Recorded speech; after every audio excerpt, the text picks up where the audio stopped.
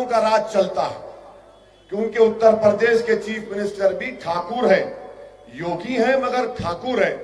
ये मुख्तसर सा इनका तारुफ कराया हूं, वो भी नहीं करता था, मगर ये मीडिया वाले बोल रहे थे जरा कुछ बोल दो ना, हम चला लेते टीवी पे।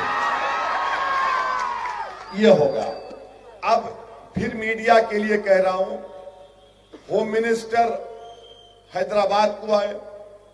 मैं हर इलेक्शन की तकरीर में या आपके दरमियान में कह रहा था कि बीजेपी ने रोहिंग्या का मसला उठाया, मैंने उठाया।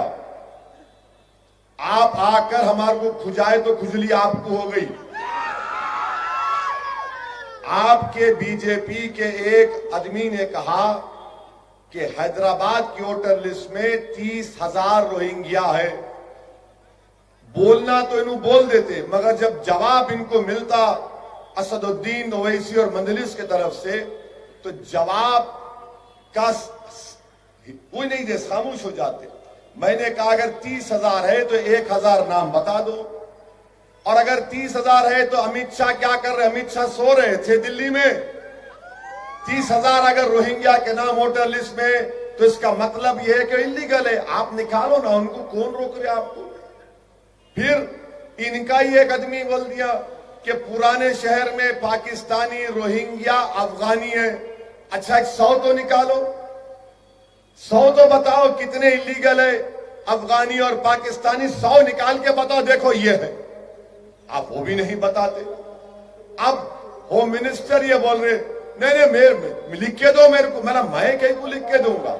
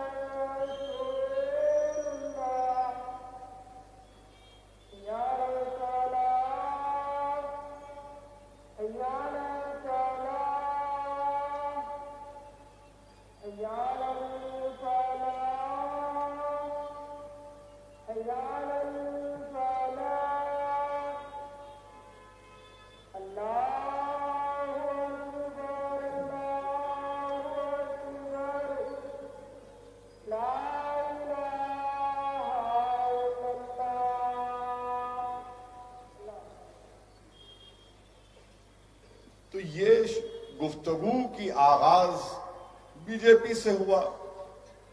अब आप बताते नहीं, अगर यहां पे रोहिंग्या है, पाकिस्तानी है, तो होम मिनिस्टर आप है ना, मैं तो नहीं हूं।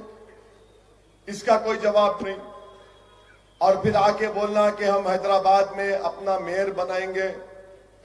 अमित शाह साहब, हैदराबाद की कहावत है, बिल्ली के ख्वाब में छुछड़े ही छुछड़े रहते। आप आए हैदराबाद को, आपने देखा होगा चार मीनार कितना खूबसूरत है। इस चार मीनार की फनकारी को आपने देखा होगा कि कितनी खूबसूरत इमारत है ये। और आप आकर ये बोलते हैं कि मैं पार्लियामेंट में मेरे को लिख के दो। आपके ही पार्टी के कोई बच्चे से पूछ लो, उन्हें ही बिल बिला रहा था, ये उन्हें ही बिल बिला रहा था। रोहिंग्या, पाकिस्तान, उससे पूछ लो आप, बताओ कितने नाम है, क्या है। आपकी पार्टी ने कहा कि पुराने शहर पर सर्जिकल स्ट्राइक करेंगे। ये पहली हुकूमत है जो भारत के एक शहर के रहने वालों को पाकिस्तानी, अफगानी कह रही है। क्या ये बीजेपी का कल्चर है कि जो इस इलाके में रहने वाले मुसलमान भी है, हिंदू भी है, दलित भी है, ईसाई है, सिख है, मारवाड़ी है, राजस्थानी है, बंगाली है, आप उनकी तौहीन कर रहे हैं? इंशाअल्लाह ताला ये पुराने शहर की आवाम इस तौहीन का जवाब 1 दिसंबर को देगी और बताएगी कि ये जो सर्जिकल स्ट्राइक की आप बात कर रहे थे ना, हम डेमोक्रेटिक स्ट्राइक करके दिखाएंगे बीजेपी के खिलाफ 1 दिसंबर को इंशाअल्लाह ताला। अब रहा सवाल ये कांग्रेस के लोगों का, अजीब है, एक सीट भी नहीं जीतेंगे देखो आप कांग्रेस वाले इंशाअल्लाह ताला। एक आदमी बोलता मैं वोट काट रहा हूं, एक आदमी बोलता इन्हों ये बोल रहे, दूसरा बोल रहा जहां असद भाई नहीं हमको दे दो। हा? मैं मरद नहीं मेरा भाई मरद। हा? ये कब तक तुम लोगों में इत्तेहाद नहीं, एक बोल रहा मेरे खिलाफ, दूसरा ये बोल रहा। अने एक असदुद्दीन ओवैसी और मंजलिस के एमएलए खड़े हुए हैं, अतराफ में बीजेपी कांग्रेस टीआरएस भाग रहे, हम लोग खड़े रह के देख रहे, खेलो बेटा अट्ठा छम्मा, खेलो खेलो देखेंगे तुम्हारा सदका फिर रहे हमारे मंजलिस मंजलिस मंजलिस मंजलिस। अरे कोई तो हैदराबाद की बात करो।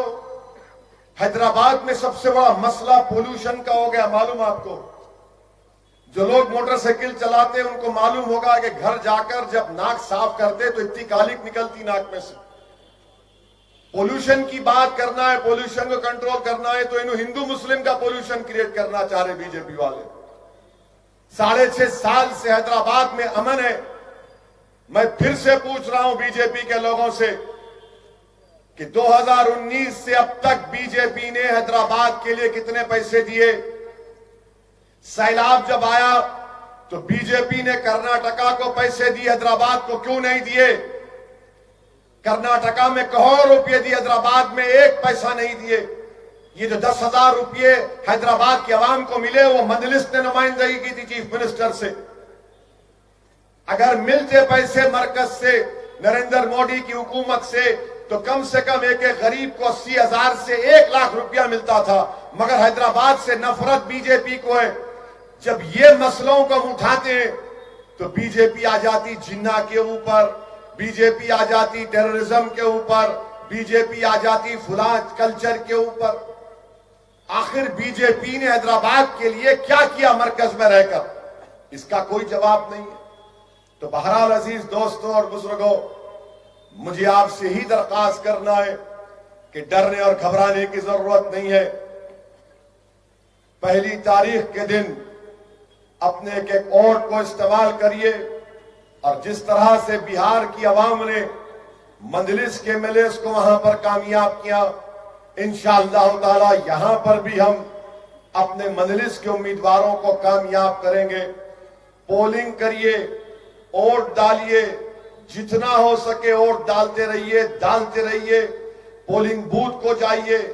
एक दिन मैं आपसे अपील कर रहा हूं कि आप अपने उस 24 घंटे में से सिर्फ आधा घंटा निकालकर पोलिंग बूथ को जाइए और पोलिंग बूथ को जाकर इन फिरका परस और फाशिस्ट ताकतों को जवाब दीजिए जो हैदराबाद के अमन को खत्म करना चाहते हैं।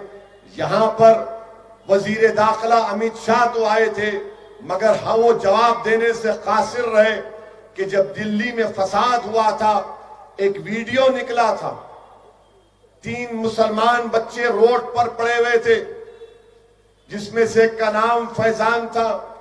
पुलिस वाले मार मार कर उनसे कह रहे थे जनगण मन पढ़ो, तो फैजान जो है तकलीफ में जनगण मन पढ़ रहा था। बाद में फैजान की मौत हो गई और फैजान के ये जो चेहरे पे जो आपके मुंह जो हड्डी थी वो टूटी हुई थी, उसके सर के अंदर की हड्डी टूटी हुई थी, पेट के फसलियां टूटे हुए थे। अब तक अमित शाह के मातहत जो दिल्ली की पुलिस है, एक पुलिस वाले को सस्पेंड नहीं किए, ना गिरफ्तार किए। ये बीजेपी का कारनामा है। दिल्ली में फसाद हुआ, 20 से जायद मजहबी इबादत गाहों को डैमेज किया गया या जला दिया गया। लोग मरे 50 के ऊपर, जिसमें हमारे हिंदू भाई भी मरे अफसोस के साथ, मुसलमान भी थे। क्या दिल्ली की हुकूमत ने इतना बड़ा जेनोसाइड दिल्ली में हुआ? क्या प्राइम मिनिस्टर 15 पॉइंट प्रोग्राम में यह पॉइंट नहीं है?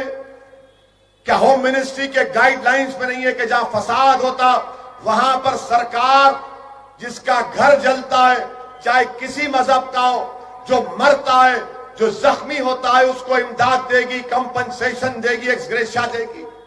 क्यों नहीं दिए बीजेपी की हुकूमत?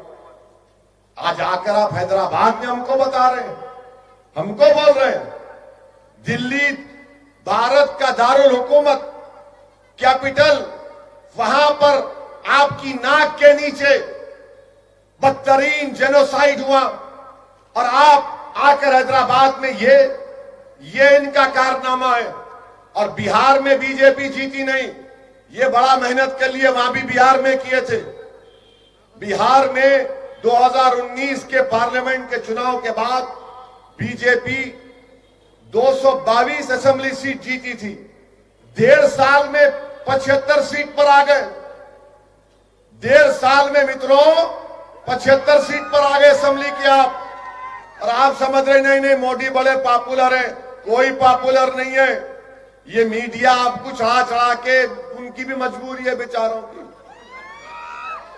लाइव दिखाता आपको, वो दिखा दो, मीडिया दिखाए तो पब्लिक समझ गई मीडिया क्या है। अब पब्लिक के दिलों में मजलिस की मोहब्बत पैदा हो चुकी है।